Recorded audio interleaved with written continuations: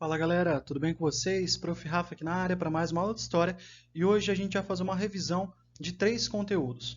O primeiro deles é um tópico, formação das 13 colônias, que está no tema número 4, que é o tema Outras Viagens Marítimas, Franceses, Ingleses e Corsários.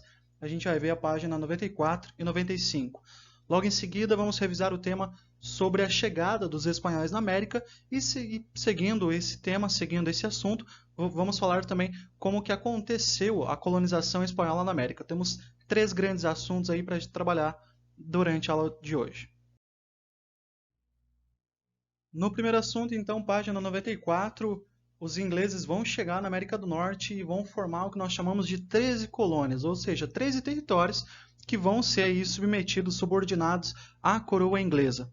E aí a gente viu que no final do século XVI, as primeiras tentativas da Inglaterra de colonizar a América do Norte aconteceram, né, as primeiras tentativas, só que por doenças, fome, ataques indígenas, essas primeiras tentativas não deram certo.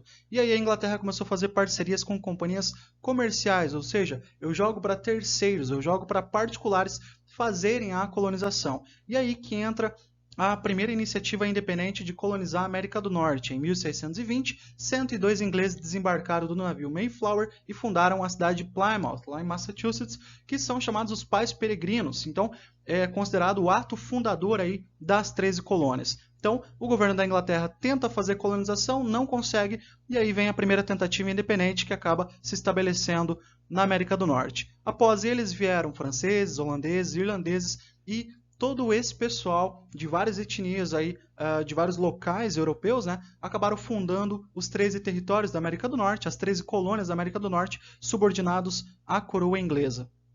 E aí nós vimos também que essas colônias vão se comportar de maneiras diferentes. No norte e no centro, a gente tem um clima semelhante ao da Inglaterra, um fraco potencial para o cultivo agrícola em grande escala, predomínio de mão de obra livre, pesca, comércio de peles e de madeira, ou seja, as colônias do norte e do centro focaram seus esforços no comércio e no extrativismo.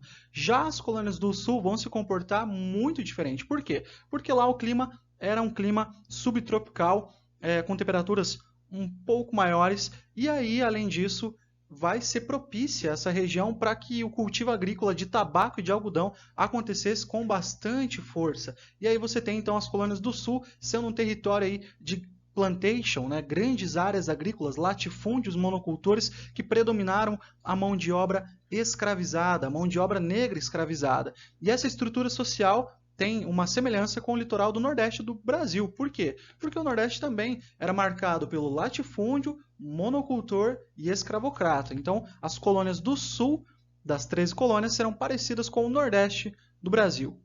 E vimos também que as relações entre essas pessoas no início e também depois, se você comparar, se você olhar de forma quantitativa, as relações de conflito foram muito mais comuns do que as relações pacíficas. Por quê? Porque a gente tem diversas invasões inglesas sobre os territórios indígenas e não houve esforço aí da coroa inglesa para evangelizar esses povos. Não teve aquela necessidade evangelista, né, ou aquela necessidade religiosa que Portugal viu no Brasil. A Inglaterra tinha outros interesses, então você não tem esse contraponto. Ah, vamos escravizar, mas vamos evangelizar. Não, aqui é só vamos escravizar, vamos invadir, vamos explorar o território. E a integração entre esses povos foi quase nula, o que desconstrói aquele imaginário do indígena pacífico, da relação amigável, porque na quantidade, nas proporções, houve muito mais conflito do que amizade. Já na página 112, 113, nós vimos a chegada dos espanhóis na América e aí eles fizeram essa conquista da América Central, né, a conquista do Mar do Caribe, e nós vimos que há uma relação entre a chegada dos espanhóis com a busca de rotas alternativas para o Oriente. Você já viu isso comigo, né? Eles queriam buscar rotas alternativas para buscar especiarias lá no Oriente, do outro lado do planeta, e aí eles acabam encontrando novas terras a oeste da Europa. Encontraram, né, a Espanha encontrou grandes jazidas minerais na América, diferente de Portugal, que não vai encontrar grandes jazidas, grandes áreas de mineração. A Espanha leva a melhor corrida, digamos assim. Eles encontram muita jazida de prata na América e eles vão fazer a exploração dessas minas. Nós vimos também que essa primeira conquista espanhola será sobre a América Central, será sobre as Antilhas, lá na América, as ilhas da América Central, e a gente viu também que os espanhóis utilizaram diferentes estratégias para a dominação. Superioridade militar, aliança com povos indígenas, porque eu faço aliança com um povo que é faço aliança com um povo indígena que é inimigo de outro, e aí eu consigo ter uma dominação maior sobre o território. Temos também o trabalho de missionários católicos que vieram evangelizar esses povos e também usufruíram, né, se aproveitaram de algumas crenças míticas nativas em que deuses chegariam no território americano e alguns vão se comportar como tal. E na página 113, nós temos o primeiro exemplo, que é o povo Taino. Os Tainos que habitavam ilhas do Caribe. No primeiro momento eles fizeram aliança com os espanhóis, só que essa aliança eles fazem porque eles tinham medo, eles tinham receio da expansão de um outro povo indígena, que eram os povos caraíbas. E aí, eu, indígena Taino, fazendo aliança com o espanhol, essa aliança poderia significar o apoio de um povo poderoso na luta contra os inimigos. Então, o indígena Taino olha o espanhol e fala: opa, peraí, quem sabe eu faço uma aliança aqui e na guerra contra os caraíbas que estão expandindo o seu território, eu e o espanhol, nós vamos conseguir aí suprimir essa expansão do indígena caraíba, ou seja, um indígena mais um europeu contra outro povo indígena. Só que, no fim, depois que eles acabaram com os caraíbas, os espanhóis vão acabar com os tainos. Então eu faço aliança com o povo para derrotar um outro povo. Esse segundo povo foi derrotado e agora eu, espanhol, vou derrotar esse primeiro povo que eu fiz aliança, que é o que diz ali, ó. A aliança dos tainos com os espanhóis teve curta duração e aí eu vou aproveitar e vou explorar de diferentes formas o trabalho sobre a população indígena, sobre a população nativa. E a gente tem uma característica desse momento que é o processo de declínio demográfico, ou seja, a quantidade de pessoas nativas começa a diminuir muito. Por quê?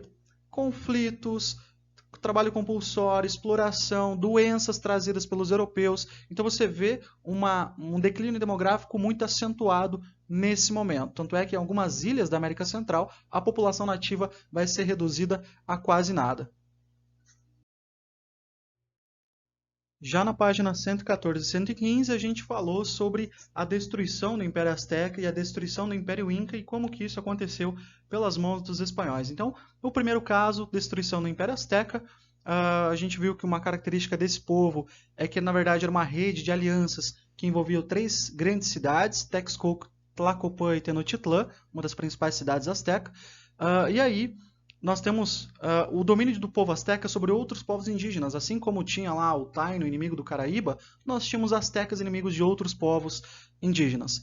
Em 1519, a Espanha ela chega com o comandante Hernán Cortés, isso é bastante importante, né? O conquistador espanhol que vai iniciar esse processo de colonização no continente, onde hoje é a região do México.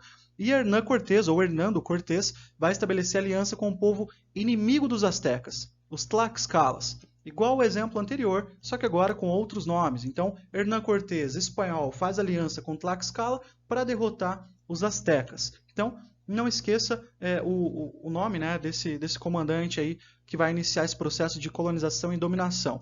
E um episódio destaque desse momento é a tomada dessa cidade construída sobre um lago, que é a cidade de Tenochtitlan. Eles tentaram derrotar os astecas na primeira tentativa, acabaram fracassando, só que em 1521, 2 anos depois da chegada de Hernán Cortés e os espanhóis, Tenochtitlan é dominada, nós temos a queda, o declínio dessa cidade, e aí o Império Azteca começa a entrar em ruínas. O texto diz que a tomada de Tenochtitlan representou a vitória de diversos grupos étnicos que derrotaram o inimigo em comum, os astecas. Era o primeiro grande ato espanhol de uma história de destruição. De novo, povos dominados pelos astecas foram ajudados pelos espanhóis. Agora que os astecas entram em declínio, em queda, os espanhóis vão dominar todos os outros povos que estão ao seu alcance. Então, já que o grande império caiu, agora a Espanha vai focar os seus esforços nos territórios aí com um poder menor que os astecas, já que eles foram dominados. Vimos também que a dominação sobre o povo inca também tem um comandante. O início dessa colonização e dessa invasão, dessa exploração, será liderada por Francisco Pizarro.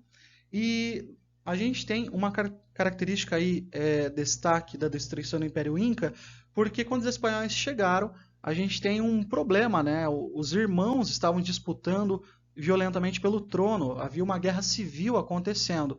Esse Império Inca não é perto dos astecas, tá?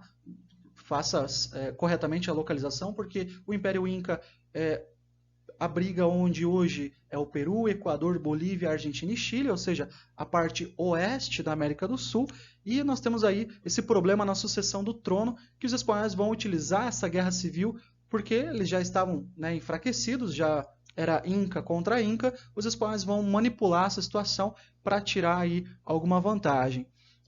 Isso acontece por aproximadamente, né, em 1532. Então, em 1519, Hernán Cortés chega para dominar os astecas. Em 1532, os espanhóis chegam para dominar os incas. Vimos também que eles vão se aproveitar dessa situação, vão investir contra o fragilizado império, essa guerra civil acontecendo, e aí numa cidade chamada de Cajamarca, eles capturaram um dos irmãos, acusaram ele de ter matado o outro irmão, pediram um resgate muito grande em prata, mas acabaram condenando à morte, ou seja, os espanhóis acabaram matando os dois irmãos, justamente para poder dominar o povo inca, e com o apoio de um outro povo indígena que era dominado pelos incas, que eram os huancas. Então, de novo, né, aquela estratégia de usar um povo indígena dominado para lutar contra o seu dominador, e depois que esse dominador foi derrotado, agora o espanhol foca seus esforços naquele grupo que antigamente era dominado pelos incas. Uma estratégia aí que foi utilizada em vários momentos. E a nossa terceira parte dessa revisão é entender, após essa queda do Império Inca, do Império Azteca, qual foi o comportamento espanhol em relação ao território. E aí, na página 120, começa falando que o objetivo principal das ações colonizadoras iniciadas após a expansão marítima europeia foi promover a exploração das terras colonizadas para a obtenção de riquezas. Você viu lá que a economia europeia era baseada no mercantilismo, no metalismo, no acúmulo de metal precioso, e é isso que eles vão procurar na América. E referente a isso, nessa dominação sobre a América, nós temos um termo chamado de exclusivo metropolitano. O que significa? Que as colônias, as pessoas que estão nela, só podem comercializar com a sua metrópole, ou seja, o Brasil só poderia comercializar com Portugal. O restante da América do Sul, dominada pela Espanha, só poderia comercializar com a Espanha, assim como foi com a América Central e com o México. Então, é uma dominação em relação à economia dos territórios dominados. É uma característica aí desse momento, dessa administração colonial. Nós vimos também que os espanhóis vão criar, antes de criar os seus vice-reinos, que a gente vai falar daqui a pouco, eles criaram dois órgãos, Casa de Contratação, Conselho das Índias. Dois órgãos, dois grupos, né, burocráticos que a Espanha vai colocar em prática. E a Casa de Contratação, qual era a função dela? Regulamentava a administração colonial, ou seja, colocava normas, nomeava funcionários, fiscalizava a cobrança de impostos para que fosse arrecadado e levado à coroa real, para o rei acumular metal precioso. E o Conselho das Índias era utilizado, né, a sua função era um órgão encarregado de tomar as decisões relativas às colônias. O que vamos fazer, como vamos fazer, o Conselho das Índias representava essa administração.